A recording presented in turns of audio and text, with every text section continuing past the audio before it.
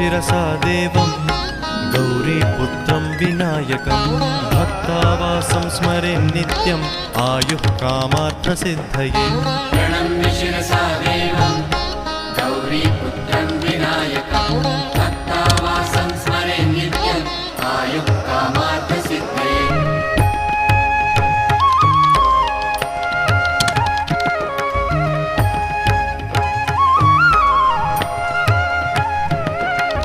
प्रथमं वक्रतुण्डं च एकदन्तं द्वितीयकं तृतीयं कृष्णपिङ्गाक्षं गजवक्त्रं चतुर्थकम्।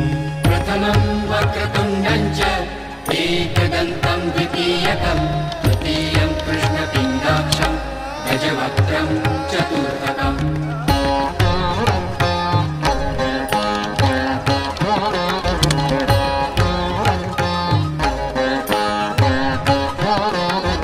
लम्बोदरं पञ्चमं च षष्ठं विकटमेव च सप्तमं विघ्नराजं च धूम्रवर्णं तथाष्टमम्।